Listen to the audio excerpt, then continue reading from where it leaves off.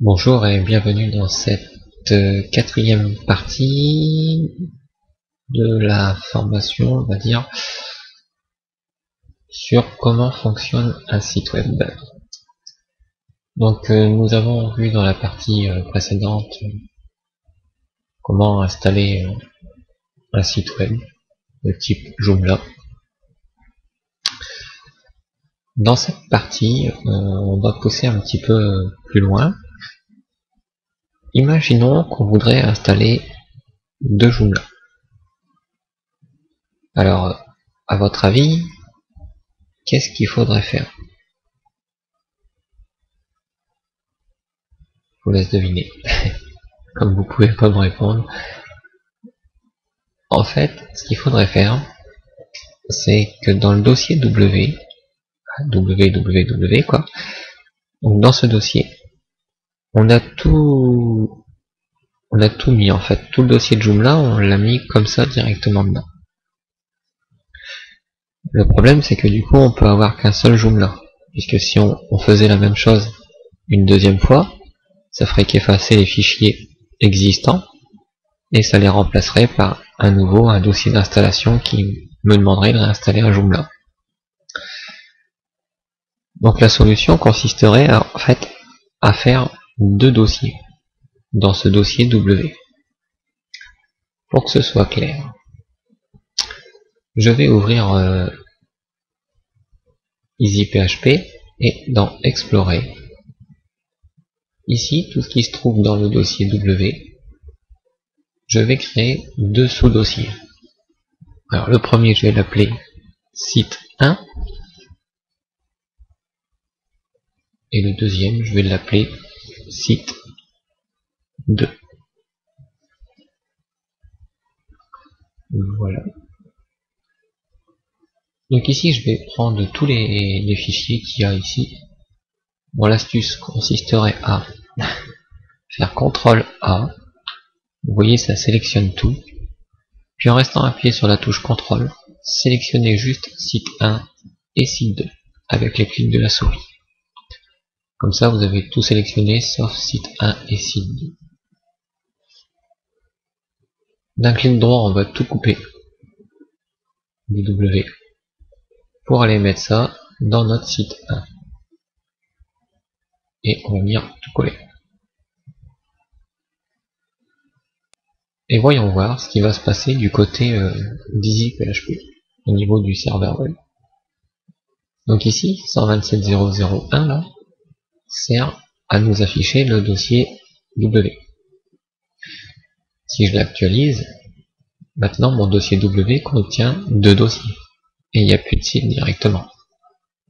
Et si je clique sur site 1, j'ai bien mon site de Joomla. Et je peux même connecter dessus pour vérifier que tout fonctionne bien.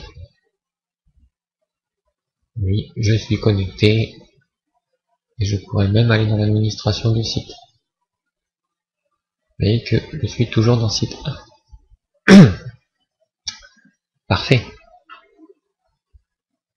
Disons qu'on voudrait faire la même chose ici, c'est-à-dire coller tous les fichiers. Alors on pourrait le faire. Mais le problème c'est que si on fait ça, on va avoir deux sites qui vont partager la même base de données. Alors, pour le faire, on va voir. Donc, je vais prendre le site 1. Je vais faire toujours un CTRL A pour tout copier, puis un CTRL C pour copier. Le CTRL A, pardon, c'était pour tout sélectionner. Le CTRL C, c'est pour tout copier, et le CTRL B, c'est pour tout coller. En gros, je suis en train de faire un double du site 1 vers le site 2.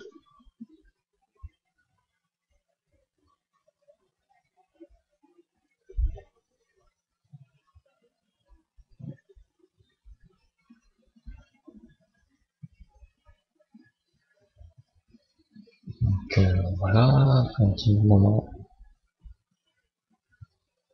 Ok. ici sur mon site 1, là, je vais retourner en arrière jusqu'à temps de retrouver mon serveur. Et si maintenant je vais dans site 2, on pourrait se dire, super, j'ai réussi. Mais vous voyez, je suis encore connecté. Pourtant, je suis sur site 2, je ne me suis pas authentifié sur site 2. Et je suis connecté. Essayons, on va se déconnecter de site 2. Puis à nouveau, je vais retourner à l'accueil. Et je vais demander d'aller sur site 1. Et vous voyez que sur site 1, je ne suis plus connecté. En d'autres termes, site 1 et site 2 partagent la même base de données. Donc, si on va dans Administration, puis qu'on clique sur Administration, ici, ouvrir dans PHP MyAdmin, on s'authentifie avec notre mot de passe qu'on avait déjà enregistré. Et qu'ici, je regarde sur Test. Bon, en fait, ici, Test, c'est tout ce qu'il y a là dans Joomla, c'est le même. Ça reste toujours le même, que ce soit d'un site 1 ou d'un site 2. Les données qu'il va chercher, ils sont toujours ici. Par exemple, pour vous faire voir, je ne sais pas où il va stocker cette information, donc je vais essayer de trouver catégorie contact contenu. Donc je vais regarder la front page qui est normalement la page principale. Là, bon, il est associé à des trucs. Quoi ça va être?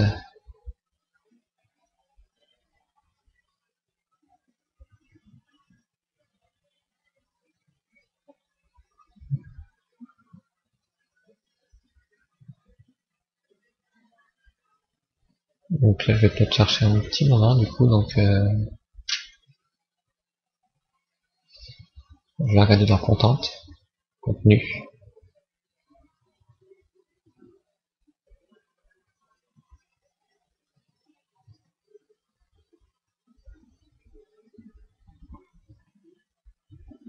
J'aimerais bien avoir le contenu qui me dit que c'est le titre du site en fait.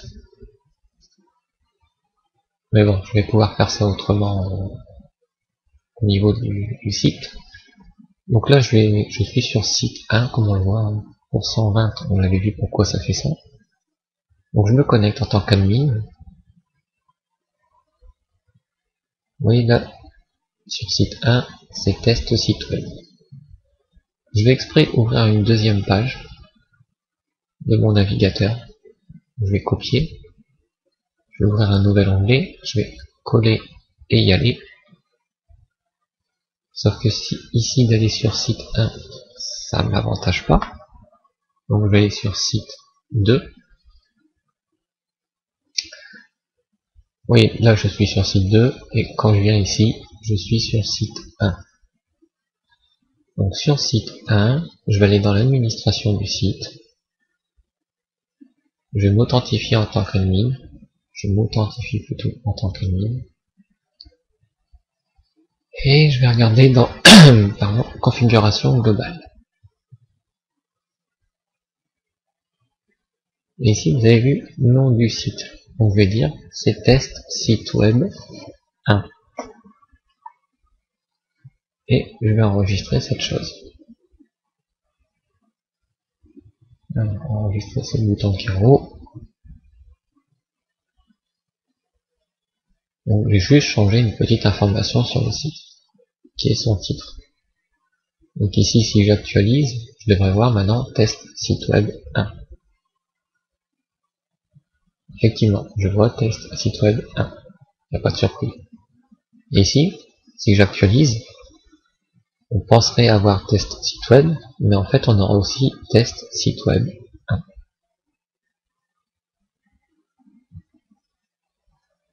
Là.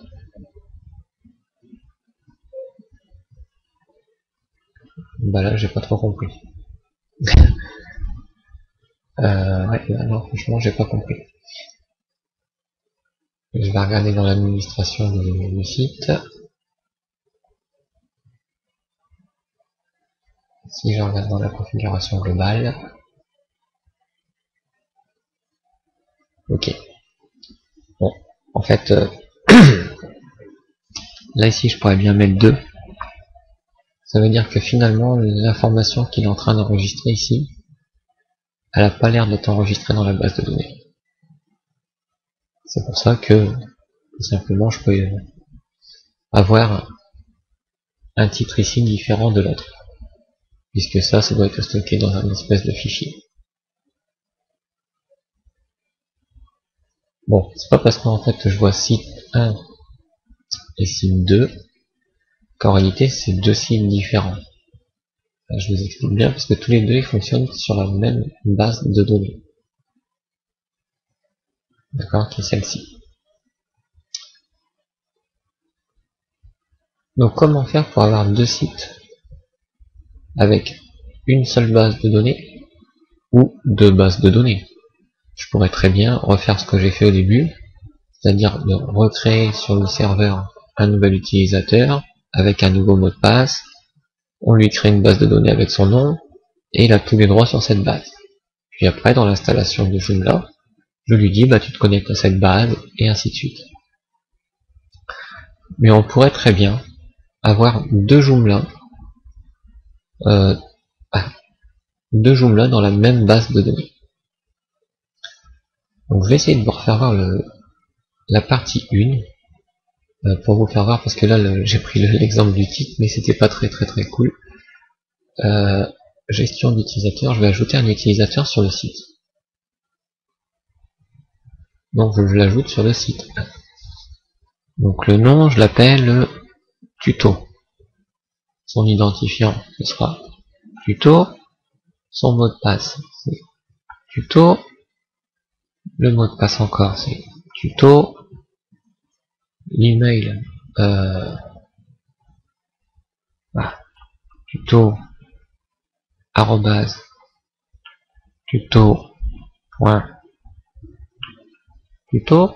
voilà. Et le reste, on s'en fout. Je peux créer cet utilisateur et l'enregistrer.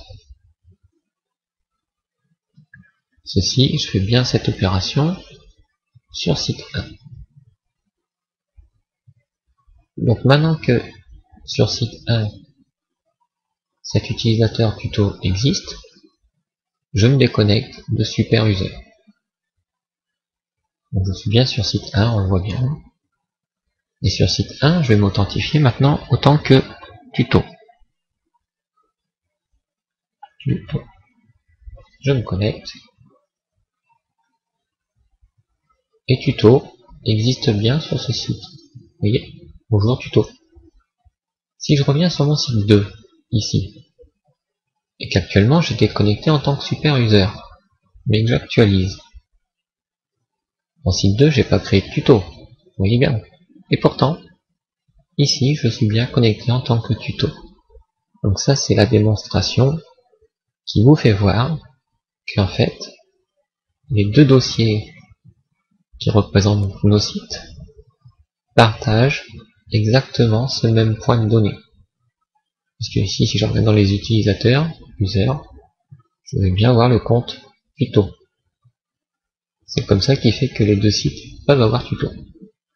Donc en réalité, dans les deux sites, on aimerait bien avoir des utilisateurs différents. Dans la logique des choses, c'est comme ça que ça se passe. Donc pour pouvoir faire ça, déjà mon site 2, je vais devoir supprimer tout. Ou je vais pouvoir faire autre chose, comme vous allez voir. En fait, pour réinstaller un site Joomla, tout ce qu'il a besoin, c'est du dossier installation qu'il a supprimé, et de supprimer ce fichier là qui s'appelle configuration PHP, pour qu'il le recrée lui-même. En fait, si on est un petit peu curieux, le fichier configuration PHP va contenir, bah vous voyez, regardez, je vous disais que c'était dans un fichier, bah c'est réellement ici, dans ce fichier qu'il a stocké ce site web 1, site web 2. Vous voyez ici localhost, test et le mot de passe de la connexion à la base de données. La base et le préfixe qu'il utilise. Vous voyez, c'est dans ce fichier qui stocke toute l'information pour se connecter à MySQL. Donc nous, sur la base de données, on ne va pas créer deux bases, on va garder toujours la même, avec le même utilisateur et son même mot de passe. Par contre, là je vais retourner dans mon dossier de téléchargement. Dans mon Joomla que j'avais téléchargé, je vais juste copier le dossier installation. Vous voyez que par défaut, il n'y a pas de fichier config PHP. Donc ça, je peux fermer. Je reviens sur mon site 2. Dans mon site 2, je vais coller le dossier installation. Voilà. Et je vais venir supprimer le fichier configuration.php. Maintenant ici, bon, côté administration, ça sert plus à rien. Le côté accueil de mon site 2, je vais l'actualiser. Et du coup, comme on pourrait s'y attendre, je suis sur à nouveau un processus d'installation pour ce site.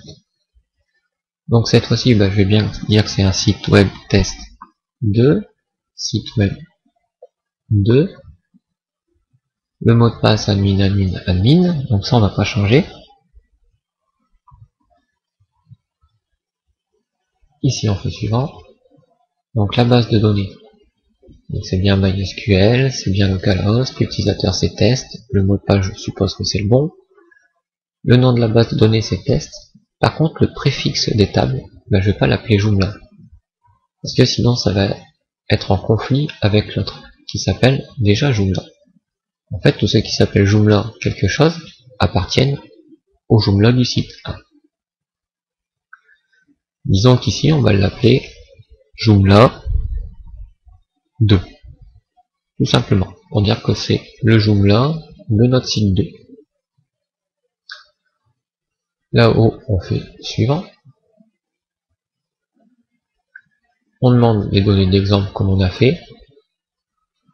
Voire pour changer un petit peu. On va juste faire une simple page d'accueil, sans trop de données d'exemple. On voit la configuration, donc ça on sait que voilà. On peut cliquer sur installer.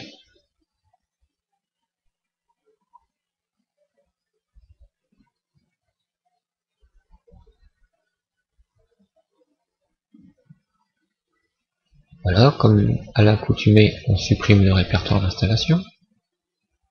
Il me dit qu'il est supprimé, maintenant je peux voir mon site. Voilà, j'ai bien test site web 2. Et vous voyez la présentation, elle a changé. Ici, je peux bien sûr me connecter en admin. Vous voyez, je suis bien connecté en super user. Si je regarde bien mon site 1 là, et que j'actualise où j'étais en tuto, je vais toujours rester en tuto. Mais bien, je reste en tuto.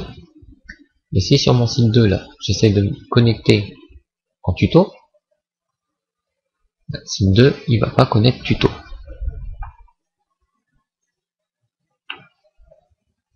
Je me connecte. Et on voit bien que cet utilisateur n'existe pas. Alors qu'est-ce qui s'est passé ici du côté de MySQL? Regardons notre base de données test. Et vous voyez, on a du Joomla 2, Joomla 2, Joomla 2, Joomla 2, puis après du Joomla. Donc en d'autres termes, nous avons une seule base de données, d'accord, qui s'appelle test, et dans cette base de données, nous avons plusieurs tables, dont les tables qui commencent par Joomla 2 appartiennent au site 2, et les tables commençant par Joomla appartiennent au site 1. Voilà, donc ça j'espère que c'est un point que vous avez à peu près compris. Alors, comment faire si je voudrais par exemple supprimer mon deuxième site? parce que j'en ai plus besoin et je veux le supprimer. Donc dans votre PHP MyAdmin, vous allez devoir sélectionner tous les Joomla 2.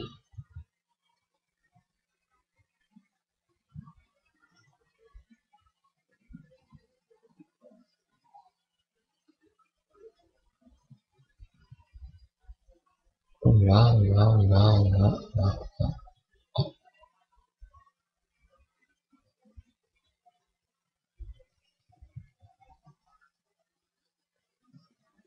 Ah, il y en a beaucoup hein, quand même.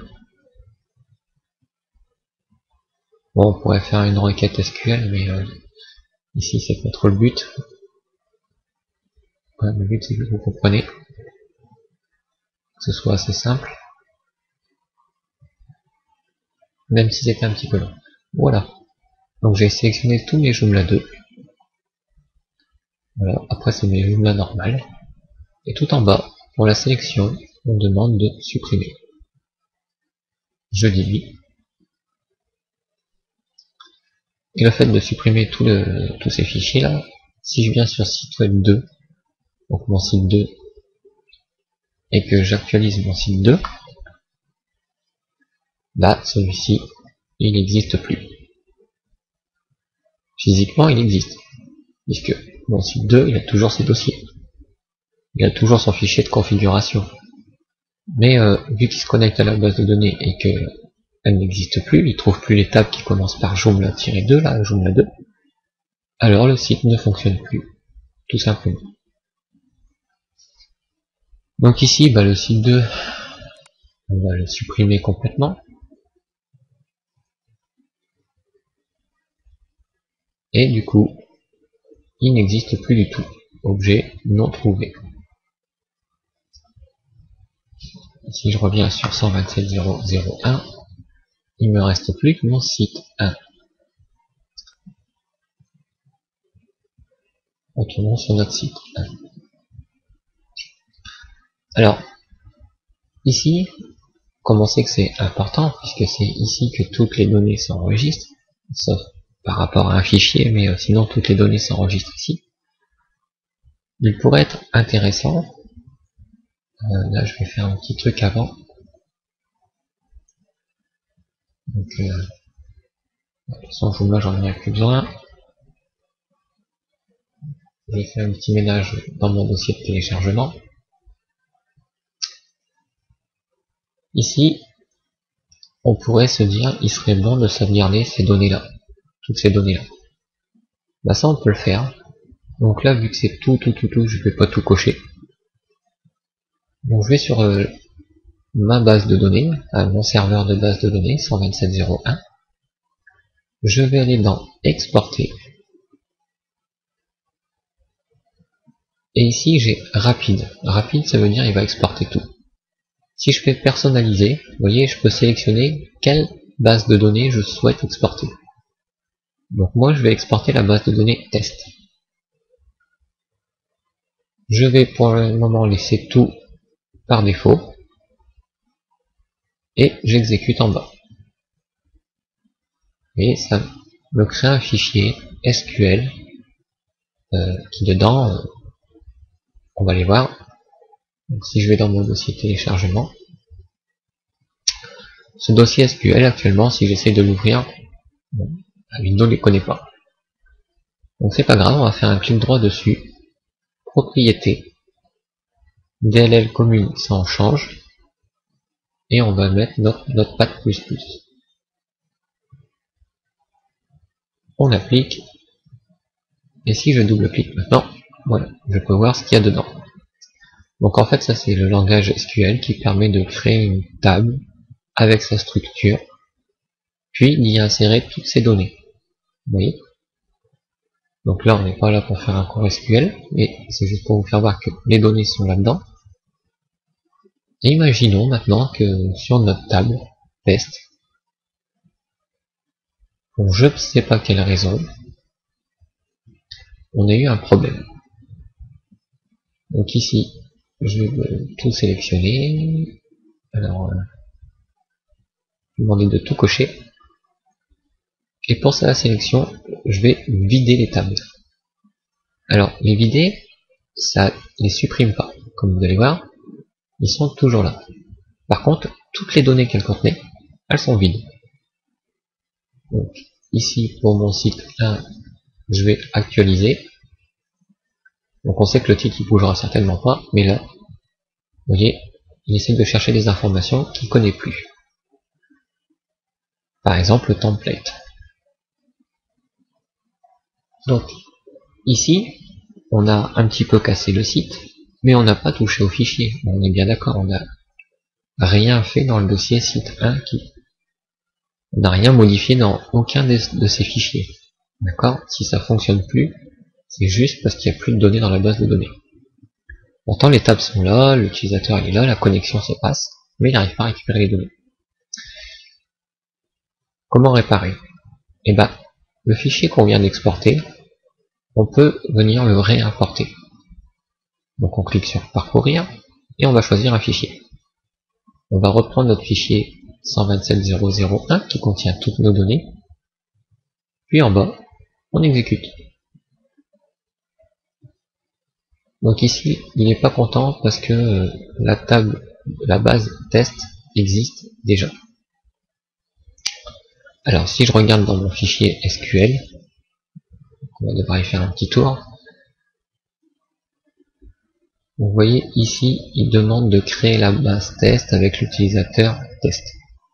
Bon bah ça, vous pouvez le supprimer, parce que c'est ça qui fait bloquer le script. Donc je supprime, et j'enregistre mon fichier par CTRL S. Ici, bah, je retourne en arrière, et je recommence. Donc je sélectionne mon fichier, j'ouvre, je vais en bas, j'exécute.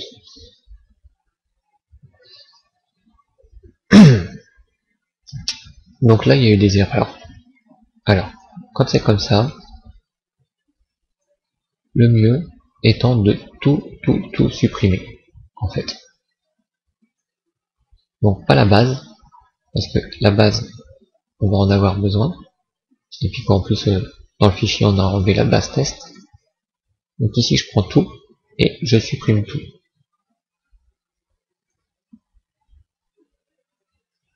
Voilà, bon, maintenant c'est vide. Et à nouveau, je reviens dans l'importer. Je rechoisis mon fichier. Et vous allez voir que là, il n'y aura aucune erreur à l'importation.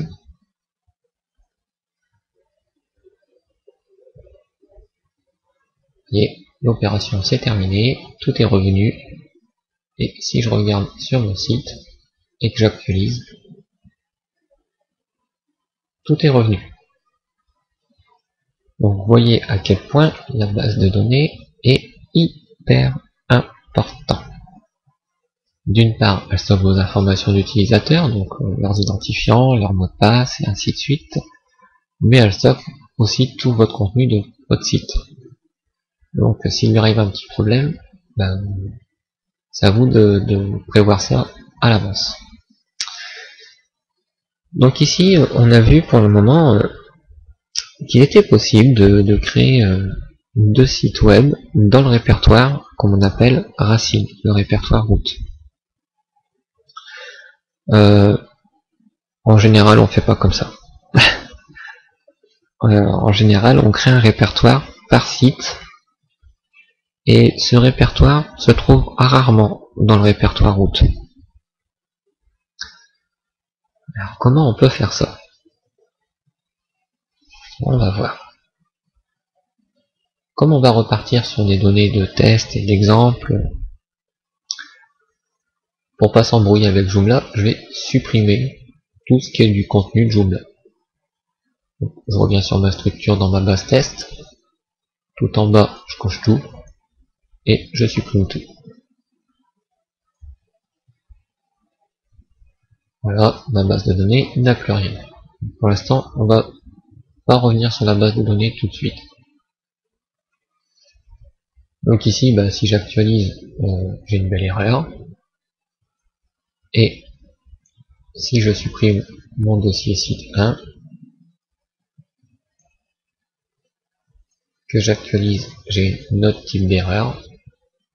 Et si je retourne sur mon site par défaut, je n'ai rien. Donc, on est revenu, comment dire, à 0. Alors, la première chose qu'on va voir avant de commencer à attaquer les alias, car c'est de ça que je vous parlerai dans un premier temps, on va s'intéresser un petit peu à ce qui est le fichier de configuration d'Apache. Rappelez-vous, je vous avais parlé des adresses IP. Et actuellement, quand on veut aller sur notre serveur, on est obligé de cliquer sur soit EasyPHP, puis aller sur le site web normal. Mais on est bien conscient que ça ne marche que si on va dans le répertoire W.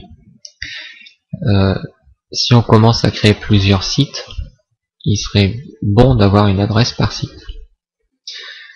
Et que le bouton des IPHP permettra certainement pas de le faire à la longue.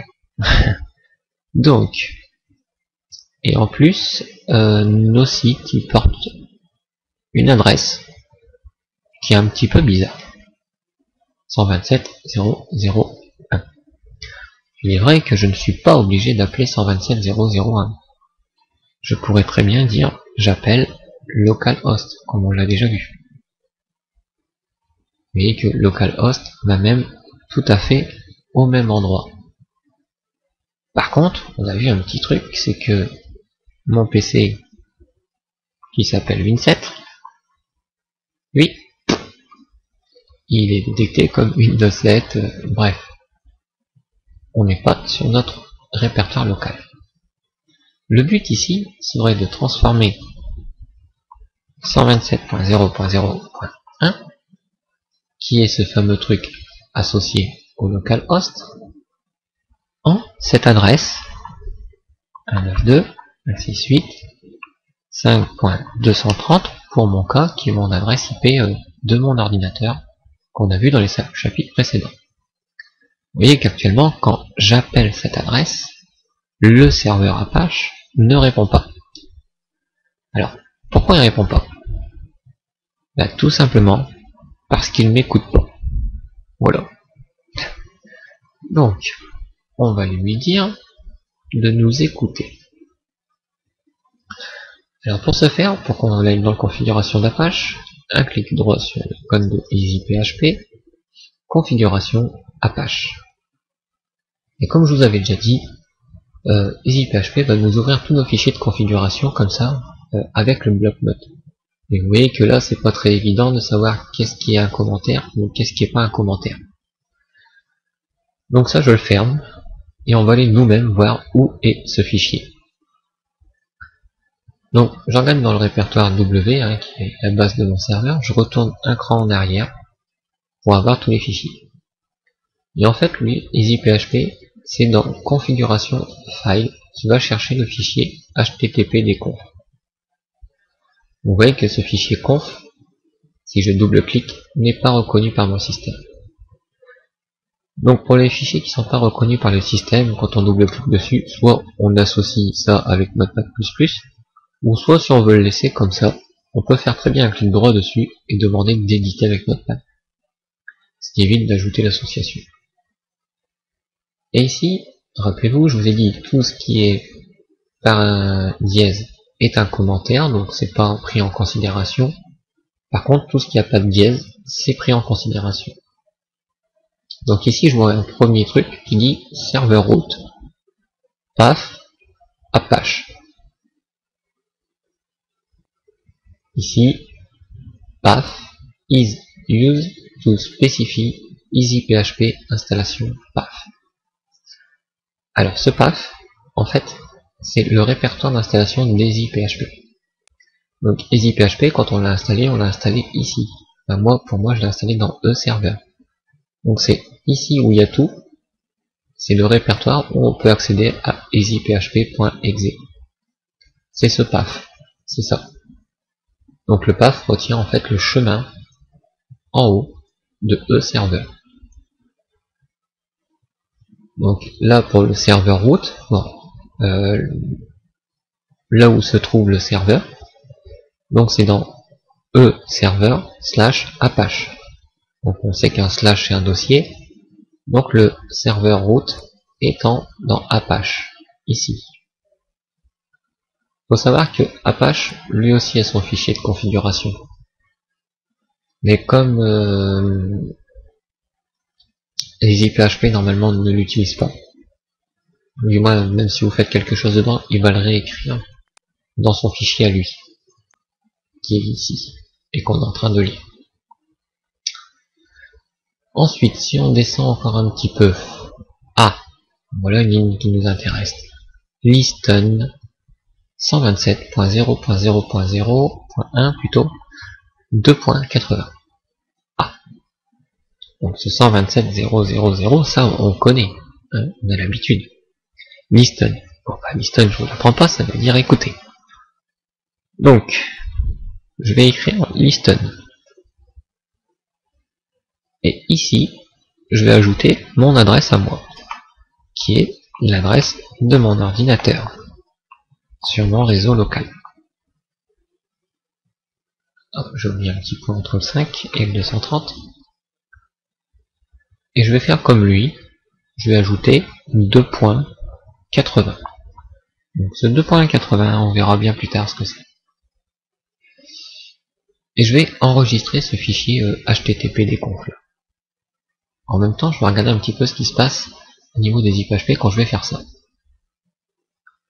Donc, je vais me mettre comme ça on verra bien les deux trucs. Et là, je vais enregistrer mon fichier. Regardez bien, pour l'instant, j'ai que 2 lignes. J'enregistre et hop. Même dit, oups, tu me demandes d'aller un petit peu plus loin dans ton réseau. Est-ce que tu veux l'autoriser? Moi, je lui dis oui. Et ici, le fichier a été modifié. Donc, Apache a été redémarré tout seul. Et c'est tout. Il ne nous annonce pas d'erreur. Donc, tout fonctionne. Si maintenant, ici, j'essaie d'actualiser sur mon adresse IP, vous voyez bien qu'EasyPHP répond. Bon, il répond avec quelques soucis, comme on le voit. Mais, on n'a plus la page d'erreur, déjà. Ça, c'est un premier pas vers votre site, sur votre réseau local, et voire même bientôt sur l'internet. Bien entendu, il faut connaître votre adresse IP que je vous ai expliqué dans les tutoriaux précédents. Je vais continuer un petit peu ce Apache. Alors, est-ce que le 127.0.0.0.1, j'en ai besoin? Avant de le supprimer pour l'instant, je vais aller voir partout. Qu'est-ce qu'il raconte? Est-ce que je vois encore 127.0.0.1 quelque part d'autre? Donc là, on voit qu'il cherche des modules. Bon, on verra plus tard. Vous voyez, certains il les charge, d'autres il les charge pas. Ensuite, il charge l'environnement du PHP, là où il peut connaître le serveur PHP. Là, on voit serveur admin arrobase 127.0.0.0.1. Et là, ils disent let admin yourdomain.com. Moi, mon domaine.com, comme j'ai un nom de domaine, je pourrais mettre unixver.net. Mais là, je peux écrire simplement localhost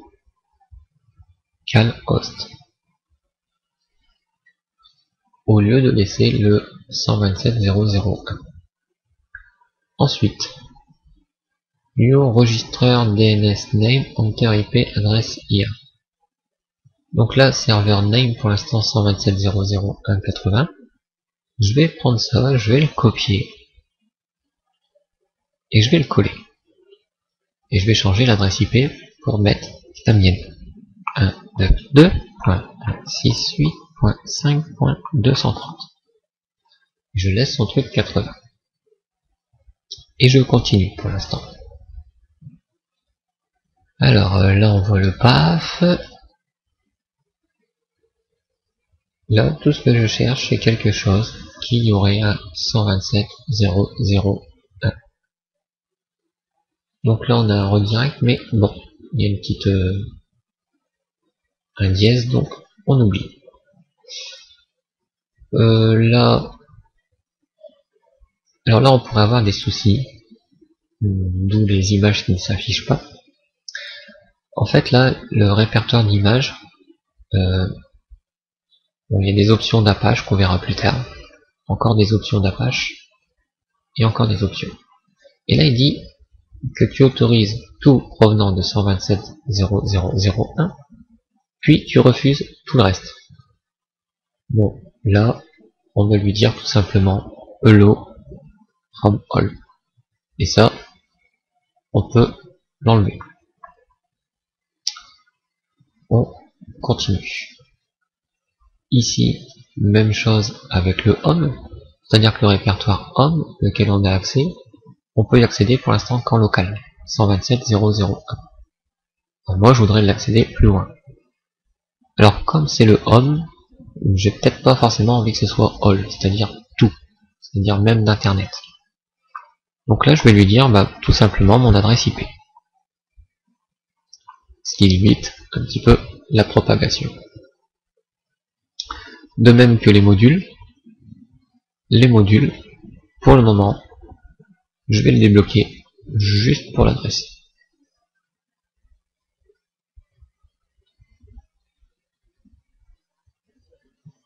Voilà. Je continue. Donc les types de fichiers. Ensuite les documents d'erreur. Ici, bon, on voit pas grand chose. Les erreurs. Là, l'icône, ça a l'air d'aller. Là, il ajoute des types, des icônes, des compressions pour les accès au WebDAV, les zones virtuelles, la sécurité SSL,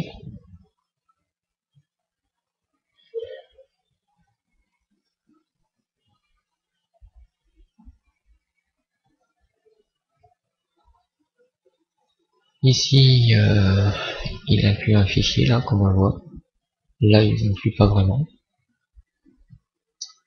là il nous met notre temps, ici, alors, ici on revoit encore un name virtual host 127.0.0.1 et qui pointe en plus sur notre W. Là ici je vais changer, hop, je mets mon adresse IP maintenant, et ici aussi je vais mettre mon adresse IP. Et comme il n'y a plus rien d'autre, j'ai tout rempli. Alors maintenant je vais remonter à nouveau. Et là où j'ai deux fois l'adresse IP, je vais l'enlever. Donc il y avait deux endroits au début. Hein. Donc c'est ça, je remonte tout en haut. Le premier étant celui-ci. Donc pour pas le supprimer en entier, je vais juste mettre un dièse devant pour le commenter.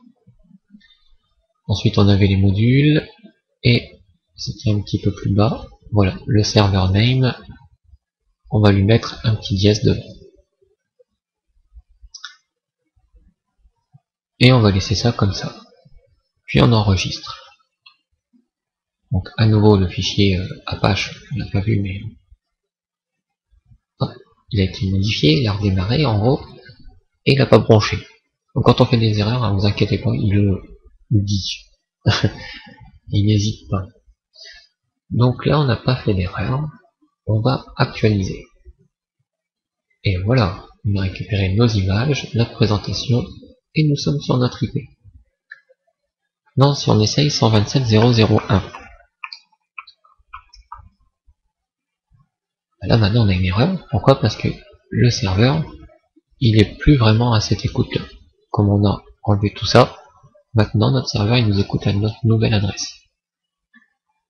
Voyons voir si EasyPHP va comprendre ce qu'on vient de faire, c'est-à-dire ces raccourcis qu'il nous donne. Disons qu'on veut aller explorer. Du coup, l'exploration, comme ça ne concerne que les fichiers, ça marche. Si on veut aller dans l'administration, le 127.0.0.1 home, comme il ne s'appelle plus comme ça, du coup ça marche plus. Donc, regardons un petit peu dans Apache. Et descendons un petit peu, et essayons de trouver quelque chose qui fait référence à home. Donc pour l'instant on voit le root directory qui est le W. Je vais descendre un petit peu. Donc là on a des modules. Et là on voit encore des trucs alias home qui correspond au path /home. Et si je descends, ici on voit path home allow from, donc c'est ici qui nous embête. Bon, bah ici on va mettre all pour pas être embêté. All, et ça on peut même l'enlever. Donc on pourra faire aussi la même chose sur les modules, puisqu'on risquerait d'avoir certainement le même problème. Donc vu qu'il n'y a que ça, parce que la fin se termine ici, les modules, donc on peut enregistrer. À nouveau Apache est modifié, bon je vais pas vous faire voir à chaque fois. Ici je vais fermer cette page, celle-ci aussi, et celle-ci aussi. Vous voyez le fichier a été modifié. On redemande l'administration. Et à nouveau, hop, il essaie de se reconnecter toujours ici. Et du coup, on n'arrive pas à avoir notre page home. En fait, elle existe bien. Si on met notre adresse IP, voilà, c'est 130. Vous voyez bien que notre page home et nos modules sont bien là. En fait, c'est juste EasyPHP qui l'a configuré quelque part.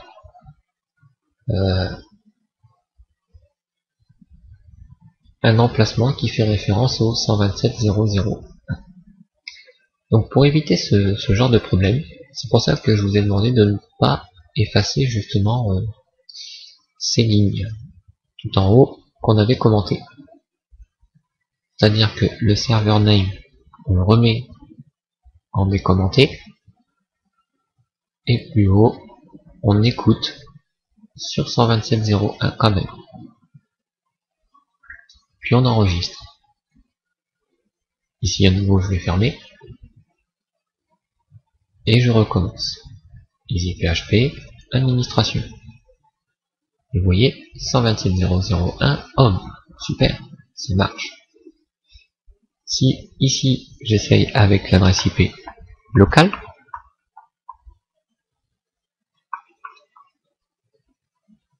super, ça marche.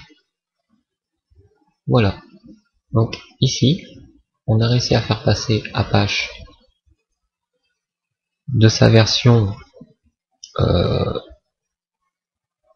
sur le poste, c'est-à-dire sur sa version non en réseau, sur 127.0.0.1, à une version sur le poste, mais en même temps en réseau.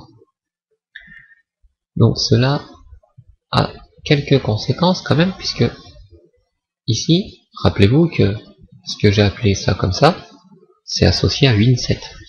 On ne l'a pas oublié ça. C'est le nom de mon PC. Et vous voyez, si je tape bien Win7 home, ça fait comme avec localhost. Jusque là, je pense que vous comprenez. Tout ceci, c'est grâce au fichier host. Fichier host sur lequel on avait créé un raccourci sur notre bureau. Ici, pour aller voir notre fichier host. Donc notre fichier host est dans C, Windows, System32, Driver, etc. Je vais prendre le fichier host et je vais le glisser sur Notepad parce qu'il est ouvert. Sinon, clic droit, éditer avec Notepad. Et ici, amusons-nous un petit peu. Si j'écrivais encore une adresse IP la mienne, je mets un CTRL-C, et je l'écris en dessous. Mais qu'ici, je change le nom. Puisque quand j'écris l'adresse, ça vient sur ce nom. Quand j'écris le nom, ça vient sur l'adresse. Si ici, je m'amuse à écrire un autre nom. Par exemple, disons,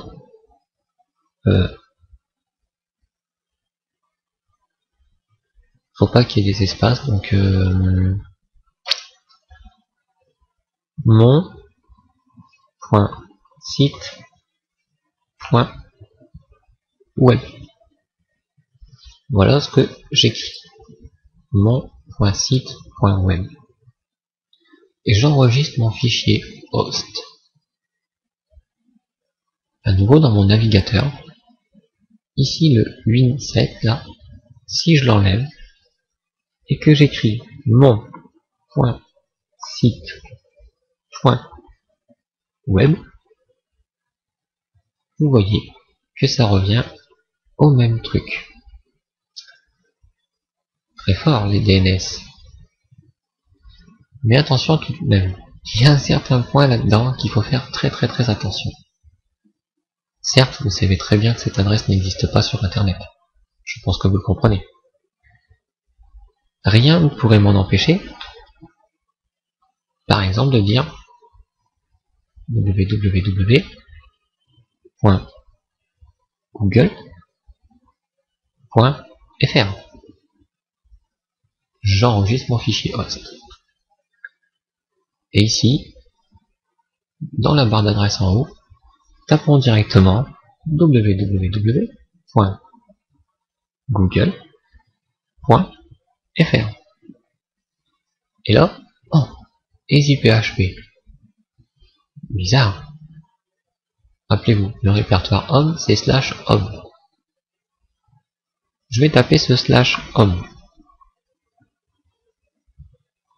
Oh, sur Google, je peux avoir mon EasyPHP. Donc, faites bien attention à ça. D'accord? Certes, ici, vous pouvez mettre www.google.fr.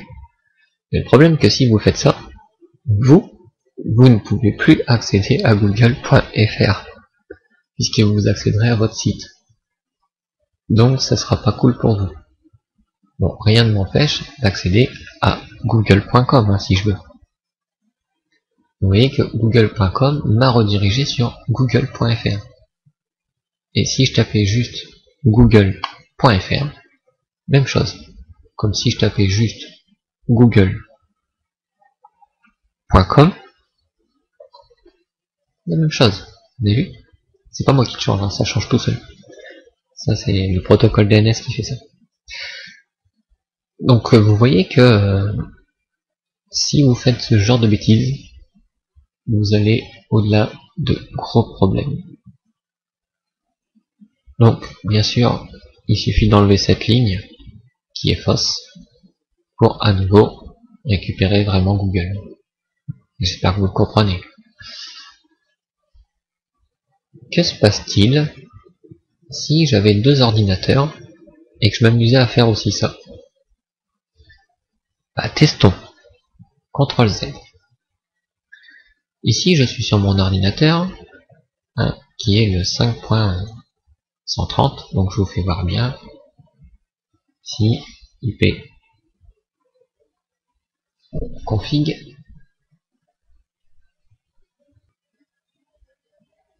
Donc pour bien vous faire voir, vous voyez bien que l'adresse IP du PC actuel, c'est 5.230. Donc jusque là, on a coupé. Si maintenant, de mon propre PC, que vous voyez la fenêtre qui apparaît, je fais la même chose, ipconfig. On voit que mon PC c'est 5.90. On est bien d'accord. Si de mon PC, voilà, petite fenêtre extrait.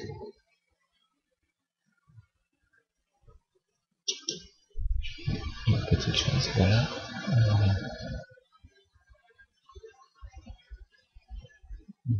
Ça va revenir. Je délise un petit peu là, on va dire. Hop là. Ça que vous voyez. Si de mon PC, j'essaye d'aller sur le 192.168.5.230, qui est l'autre ordi, qui est celui qui est dans avec notre serveur Apache, vous voyez bien que depuis mon PC, je peux y accéder. De même que je pourrais taper /home.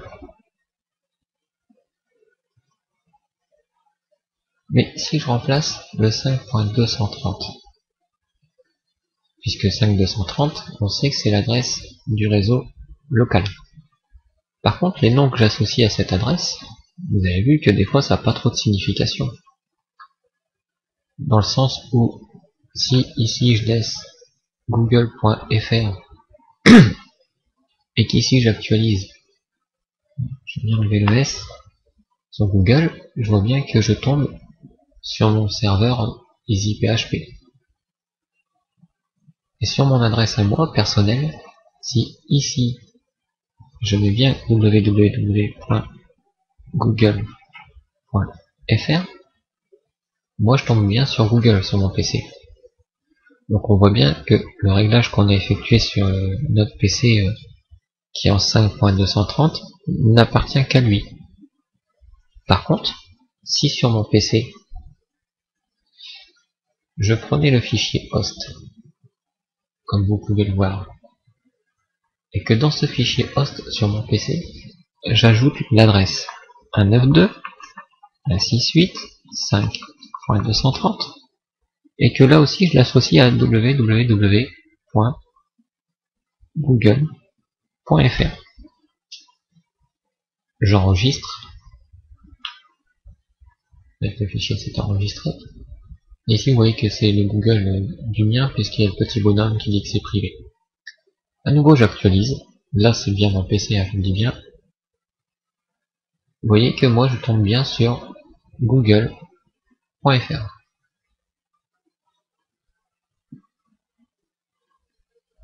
Là je regarde. Parce que c'est pas logique. Là normalement il était censé. C'est peut-être parce que je suis en mode privé justement.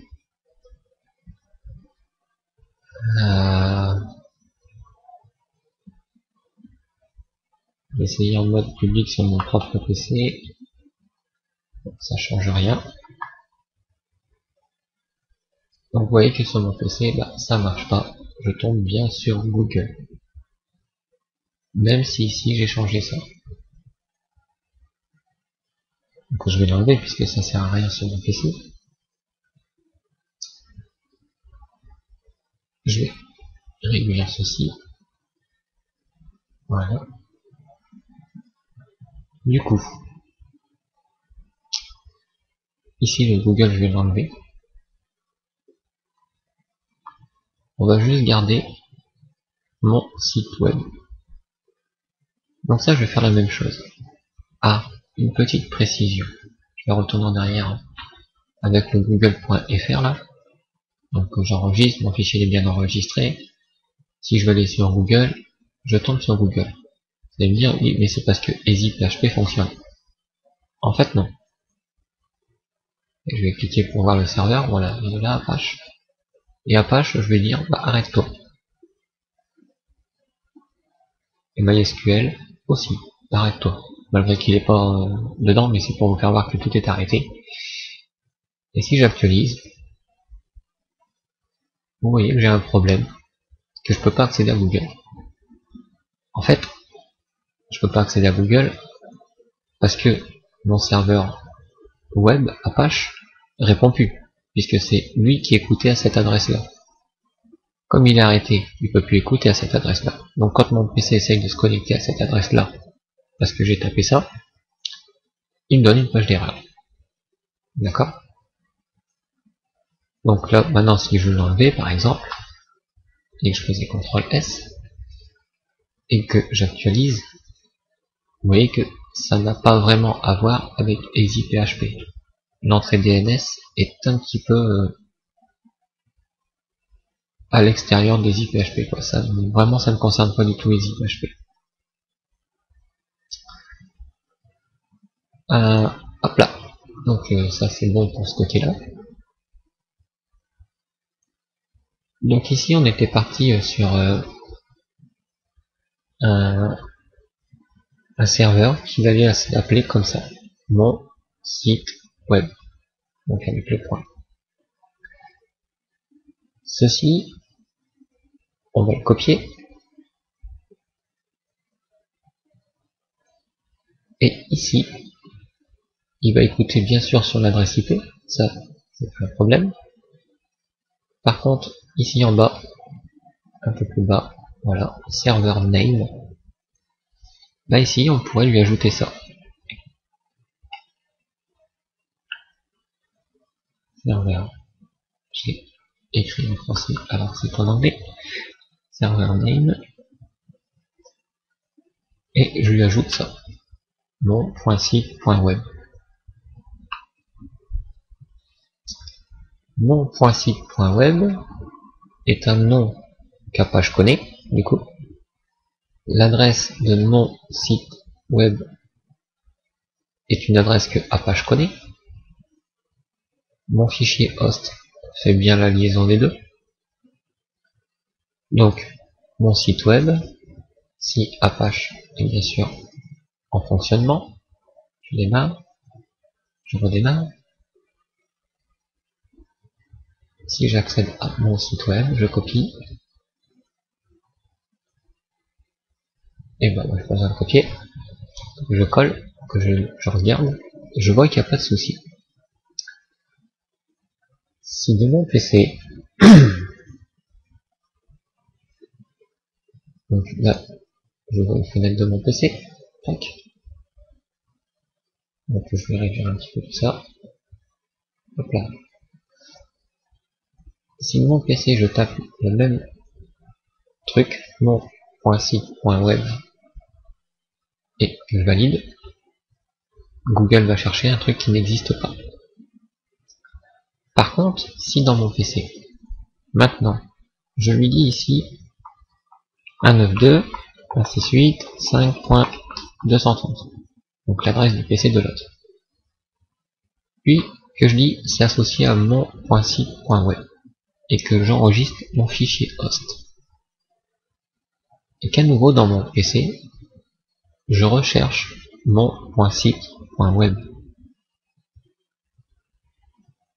Vous voyez que là, j'ai toujours une erreur. Donc le but étant quand même d'arriver de ce PC là à accéder au site qui est là, mais sans changer le nom.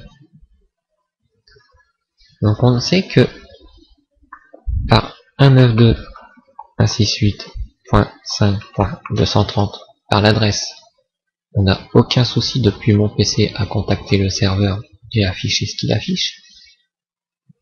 Par contre, par le nom, on a du mal. Si on essayait le nom du PC, c'est-à-dire Win7, vous voyez qu'ici, hop, à nouveau, j'ai encore le droit à ceci.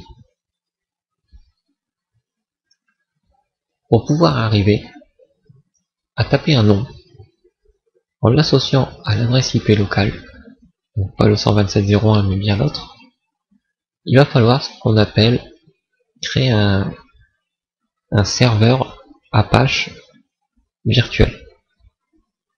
Pour que ce serveur virtuel il ait un nom. Que ce nom soit associé à l'adresse IP de la machine réelle et que du coup, si je tape un autre nom, bah Apache sera capable de le retrouver. Du moins, pas le mien, celui qui est bien sur le serveur, celui ici qu'on utilise depuis d'habitude, quoi.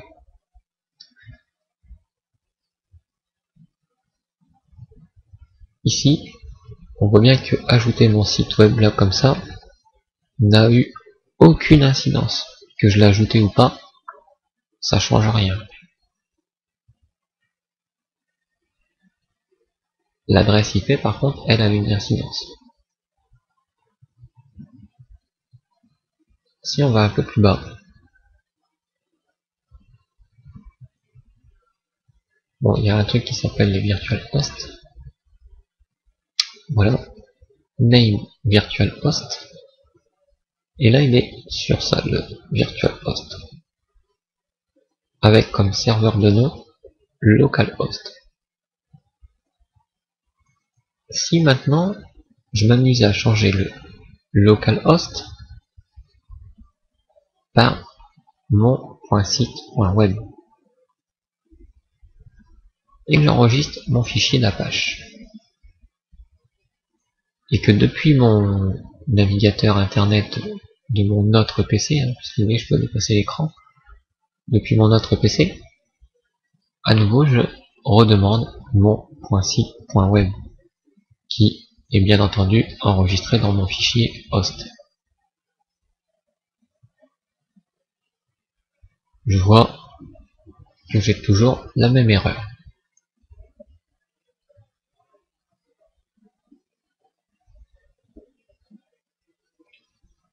Donc, pour voir la résolution de ce petit problème,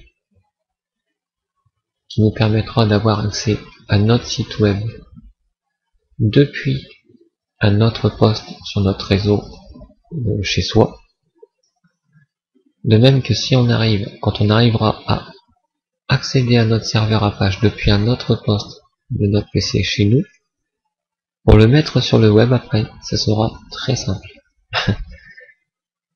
Le plus compliqué, ça va être ici à comprendre comment il fonctionne avec les noms, les adresses et les dossiers qu'il associe avec. Donc, comme là, ça fait déjà 1 heure de tutoriel, je vais le couper et ce chapitre sera dans la prochaine vidéo 5, dans lequel on verra comment créer un hôte virtuel, comment créer 2 serveurs virtuels, 2 serveurs web distincts avec un nom différent, qu'on puisse le contacter depuis notre réseau, un autre PC de notre réseau local. D'accord? Donc un PC qui se trouve forcément chez nous. Une fois que nous aurons vu ça, nous verrons aussi un autre petit truc qui sont les alias. Vous avez vu que quand je vais sur /home, donc là c'est ici, quand je vais sur /home, il m'emmène dans le path au répertoire home. Le path, si je regarde dans ma fichier de configuration, c'est serveur. Et home, c'est le dossier home. En fait, ce que je vois dans le home, c'est ici, tout ce qui se trouve là-dedans. Mais vous voyez bien que home n'est pas dans le dossier W. Or, j'ai dit tout ce qui est affiché dans la page se trouve dans le dossier W, puisque c'est le répertoire racine. Bah en fait, ça c'est ce qu'on appelle un alias. En gros, on lui dit, puisque de toute façon dans W, tu ne trouveras pas de répertoire home. Donc si tu tapes dans l'adresse le nom du serveur /home, c'est comme si que tu allais chercher dans le dossier home ici et que tu affichais le contenu. Voilà c'est quoi un alias. Donc nous verrons ces deux notions, alias et serveur virtuel, virtual host, comme on voit ici.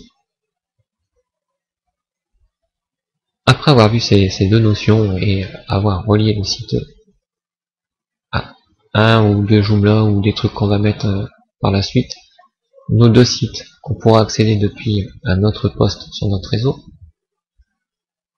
le dernier chapitre, pas le prochain mais celui d'après, concernera uniquement la mise en ligne de ce site web. Et en même temps, puisque ça ira assez vite, on verra aussi comment prendre un hébergement, pourquoi prendre un hébergement aussi, et comment mettre son site sur cet hébergement, tout simplement.